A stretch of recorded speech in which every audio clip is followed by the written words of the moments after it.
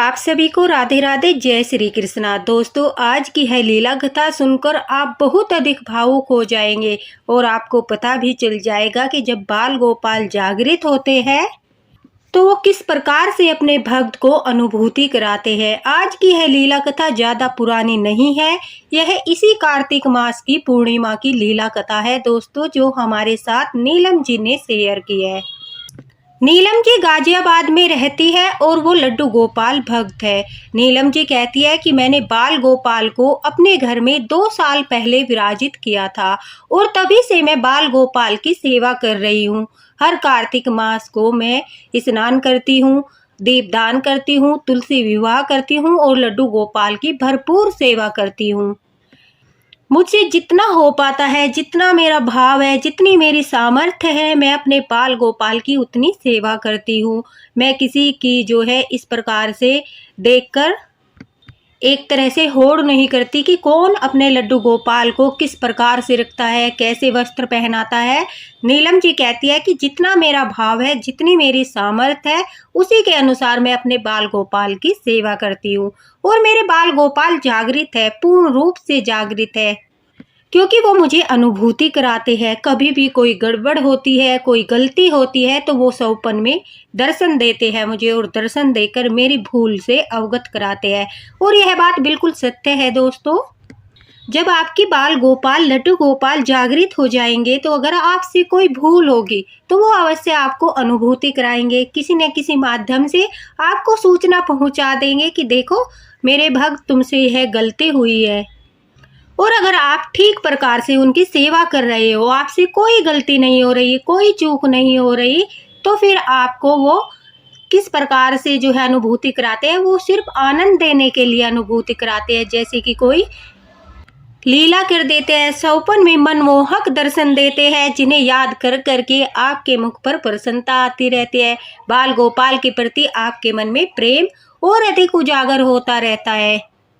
नीलम जी कहती है कि उनके बाल गोपाल तो काफ़ी सारी लीलाएं करते हैं, लेकिन उनसे एक बहुत बड़ी गलती हुई, जिसके कारण से बाल गोपाल ने उन्हें सौपन में आकर स्वयं आवाज़ लगाकर उन्हें अनुभूति कराई और यह उनके जीवन में दूसरी बार हुआ था। नीलम जी कहती है कि पूर्णिमा के दिन जब उन्होंने तुलसी विवाह कराया, देखिए कहीं कहीं पर एकादशी को तुलसी विवाह होता है और कहीं कहीं पर पूर्णिमा को। नीलम जी कहती है कि उनके वहाँ पर तुलसी विवाह जो है पूर्णिमा के दिन हुआ था और उसी दिन उन्हें गंगा स्नान के लिए भी जाना था। तो नीलम जी कहती है उन्होंने अपने घर पर तुलसी विवाह किया।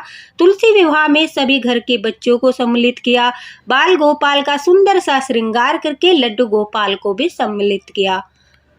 वहीं पर तुलसी के पास सिंहासन लगाकर लड्डू गोपाल का उन्हें विराजित कर दिया। उसके बाद तुलसी विवाह की सारी पूजा पाठ जो भी होती है, नीलम जी ने बड़े ही श्रद्धा भाव के साथ की। अब नीलम जी कहती है कि उन्हें गंगा स्नान के लिए जाना था और उनके घर के पास से ही बस जा रही थी, जिसमें काफ़ी सारे श्रद्धालु जा रहे थे गंगा स्नान के लिए। कार्तिक मास की पूर्णिमा को गंगा स्नान के लिए सभी जा रहे थे, तो उन्होंने अपना भी टिकट कराया था। वो बाल गोपाल को अपने साथ नहीं ले जा रही थी, क्योंकि वो कहती है कि हमें पता है लड्डू गोपाल को जो है गंगा जी में स्नान नहीं कराया जाता। उनके चरणों को हम गंगा जी के पानी से धो सकते हैं, लेकिन उनके चरणों से गंगा जी प्रवाहित हुई है, निकली है, इस वजह से बाल गोपाल को गंगा स्नान नहीं कराया जाता। और हमारे यहाँ पर ठंड भी होने लगी है। घर पर उनकी जो है 16 साल की बेटी है, उनका बेटा है और वो भी लड्डू गोपाल की सेवा करती है। उसके अंदर भी लड्डू गोपाल के प्रति भाव है। नीलम जी कहती है मेरी बेटी बाल गोपाल को भाई मानती है और वो भी मेरे साथ उनकी सेवा में खूब मिलजुल कर जो है हाथ बटाती है। जैसे ही तुलसी विवाह संपूर्ण हुआ तो अचानक से नीलम जी कहती है कि एक सखी मुझे बुलाने आ गई कि जल्दी चलो, बस जो है वो तुम्हारे इंतजार में खड़ी है और जल्दी से सभी लोग तुम्हें बुला रहे हैं, हम निकलने के लिए लेट हो रहे हैं, तुम जल्दी जल्दी से काम करो और हमारे साथ जो है स्नान करने गंगा जी पर चलो। अब नीलम जी कहती है मैंने जल्दी जल्दी से सारी पूजा संपन्न की और अपनी बेटी को कहा कि बेटा देखो, तुलसी माता के पास जब तक जोत जली है तब तक यहाँ से कोई भी सामान मत उठाना, लेकिन जैसे ही जो ठंडी हो जाए उसके बाद सारा सामान उठाकर अंदर घर में अंदर रख लेना। नीलम जी की तुलसी जो है वो उनके आंगन में है, घर के बाहर है। नीलम जी ने अपनी बेटी को समझाया कि बाल गोपाल को विश्राम करा देना और बाकी का सारा सामान जो है एक तरफ रख देना। मैं आकर उसे किसी गरीब व्यक्ति को दे दूंगी या फिर पंडित जी को दे दूंगी और ध्यान से सब कुछ उठा लेना। अब यह कहकर जल्दी जल्दी से नीलम जी जो है वो कहती है कि वो गंगा स्नान के लिए निकल गई। उन्हें पूरा विश्वास था कि उनकी बेटी जो है वो उनके पीछे से अच्छे से सब कुछ संभाल लेगी। अब नीलम जी कहती है कि वो गंगा स्नान के लिए चली गई। उसके बाद गंगा स्नान पर जाने के लिए जब वो हरिद्वार पहुंची तो काफ़ी रात हो चुकी थी। सभी लोगों ने यह निर्णय किया कि वो सुबह जल्दी उठकर गंगा जी का स्नान करेंगे। उसके बाद वो मनसा देवी पर जाकर दर्शन करेंगे, चंडी देवी पर दर्शन करेंगे, उसके बाद घर को लौट जाएंगे। यात्रा के कारण सभी लोग जो है वो काफ़ी थके हुए थे। तो नीलम जी कहती है वहाँ पर हम एक धर्मशाला में रुक गए। वहाँ पर सभी लोगों ने थोड़ी देर आराम किया।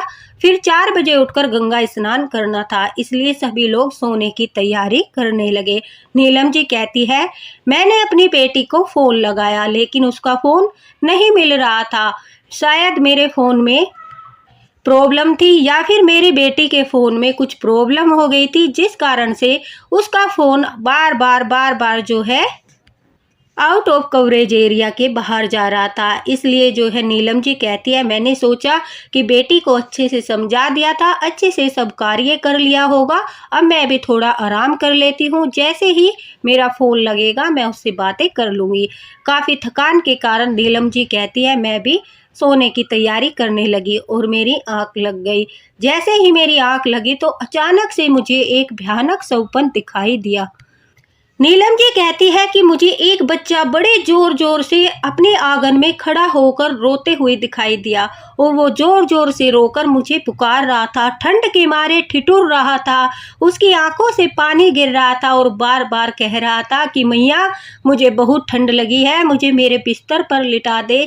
मैया तू कहाँ है, मैया तू कहाँ है, मुझे मेरे बिस्तर पर लिटा दे मैया, मुझे बहुत ठंड लगी है। वो सिसकियां ले लेकर रो रहा था, नीलम जी को पुकार रहा था। नीलम जी कहती है कि उस बच्चे की आवाज़ मुझ तक पहुंच रही थी, लेकिन जैसे ही मैं उसकी तरफ बढ़ती हूँ वो बच्चा मुझसे और अधिक दूर होते होते जा रहा था। मैं जैसे ही उसकी तरफ हाथ बढ़ाती हूँ तो मुझे लगता है जैसे वो बच्चा मुझसे बहुत दूर है, मैं उसे छू नहीं पाऊंगी। लेकिन उसकी सिसकियाँ देखकर, उसकी आंखों में आंसू देखकर नीलम जी कहती है मुझे भी बहुत रोना आ रहा था। सोते सोते मेरी आंखों से भी पानी बह रहा था और मैं उस बच्चे को देखकर बहुत ही भावुक हो रही थी। अचानक से हड़बड़ाकर नीलम जी कहती है मेरी आंखें खुली, मैंने अपनी आंखों के समीप अपना हाथ ले जाकर देखा तो सचमुच मेरी आंखों से पानी आ रहा था।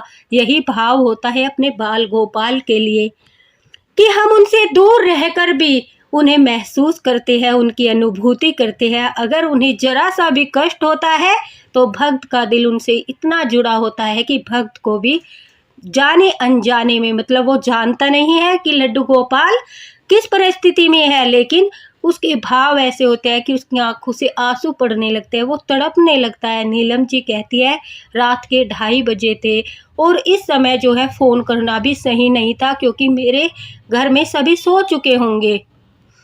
मुझे तुरंत से याद आया कि मेरे बाल गोपाल लड्डू गोपाल को भी मैंने तुलसी जी के पास बैठाया था। पता नहीं कि मेरी बेटी ने उन्हें वहाँ से उठाया है या नहीं। हो ना हो यह मेरे बाल गोपाल ही थे, मेरे लड्डू गोपाल ही थे जो रो रो के मुझे पुकार रहे थे। उनके मन में एक दृढ़ विश्वास था, एक आस्था थी, उनकी आंखों में आंसू थे और यही भाव उनका उन्हें मजबूर कर रहा था कि वो कोई और नहीं बल्कि लड्डू गोपाल थे। अब नीलम जी कहती है कि उनसे रहा नहीं गया। उन्होंने अपने हस्बैंड को फ़ोन मिलाया, अपनी बेटी को फ़ोन मिलाया, लेकिन जब भी किसी ने फ़ोन नहीं उठाया तो उन्होंने अपने पड़ोस में रहने वाली अपनी एक सखी की बहू का फ़ोन मिलाया। भगवान की दया से उस बहू ने फ़ोन उठा लिया और उसे कहा कि बेटा एक बार जाकर तुम देखो मेरे आंगन में, घर के बाहर जो उनका आंगन था वहाँ पर कोई गेट नहीं था।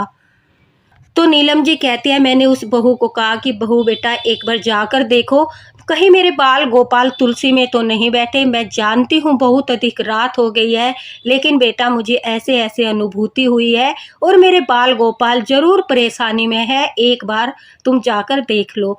अब उस बहू ने भी, नीलम जी कहती है, उनके भाव को समझा, उनकी भावना को समझा, उनके हृदय की तड़प को समझा और वो घर से बाहर निकलकर ठंड में आराम से उनके घर के बाहर झाँक कर देखने लगी।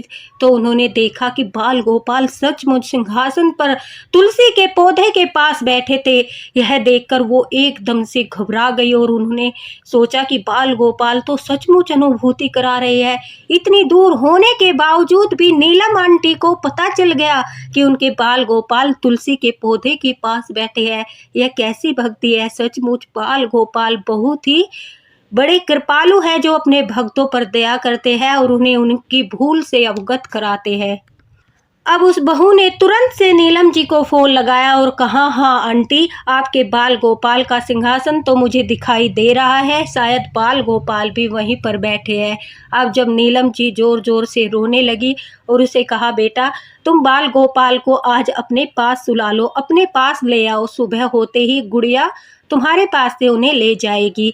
अब उस बहू ने तुलसी के पास से नीलम जी के बाल गोपाल को उठाया, अपनी छाती से लगाया और उन्हें अपने घर ले गई। घर ले जाकर बहू के मन में भी बहुत अधिक भाव आया, जैसे बाल गोपाल बहुत ठंडे हो रहे थे। एकदम से उनका विग्रह इतना ठंडा था जैसे ठिठुर रहा था।